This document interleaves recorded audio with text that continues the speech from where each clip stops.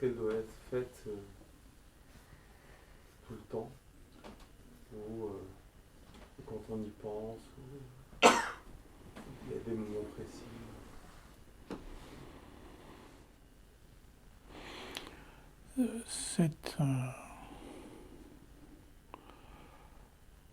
Cette qualité dont vous parlez,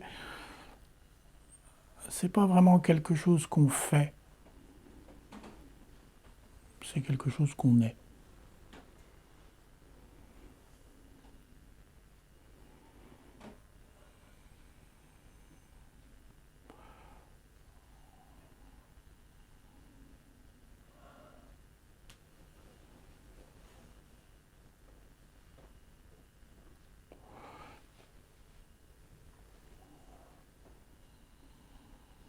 C'est pas un exercice.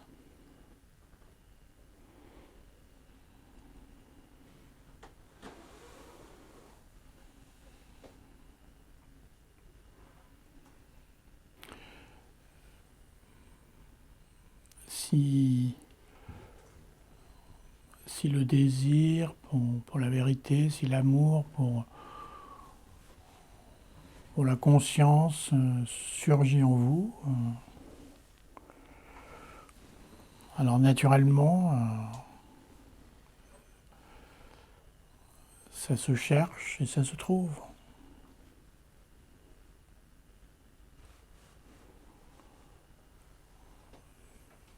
Ça n'a rien à voir finalement avec l'image, car c'en est une, de quelqu'un devant faire quelque chose pour arriver quelque part. Car ça ne serait que le cercle habituel qu'on connaît déjà en quelque sorte.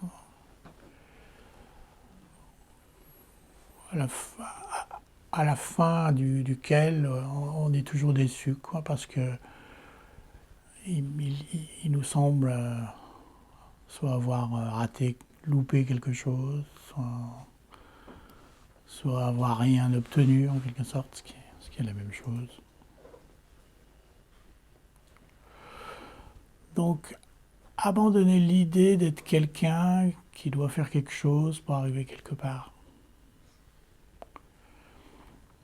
Laissez plutôt résonner en vous l'amour pour la vérité, le désir pour le soi, ce genre de choses. Et laisser ce genre de choses faire son chemin, se déployer en vous. Et si vous avez vraiment cet amour-là, c'est lui qui viendra vous chercher en quelque sorte. Et à chaque fois qu'il viendra vous chercher, soit à travers une pensée, soit à travers je ne sais quoi d'autre, vous laissez vous saisir par lui. Et l'invitation à chaque fois, c'est de voir en quelque sorte que tout ce qui apparaît surgit là, surgit dans cette présence. Qu'il n'y a rien à faire pour ça. Que même l'idée de quelqu'un pour faire quelque chose apparaît là, sous la forme d'une pensée ou d'une sensation.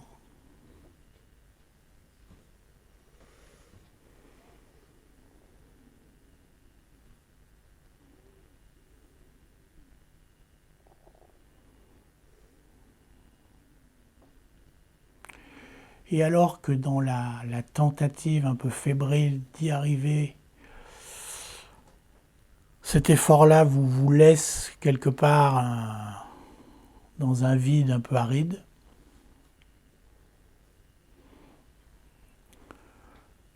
dans cette autre perspective, ça sera différent.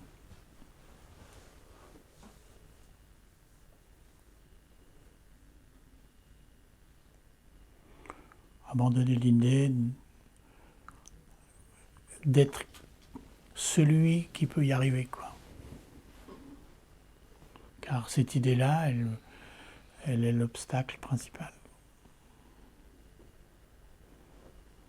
Si vous abandonnez l'idée d'être celui qui peut arriver, vous y êtes.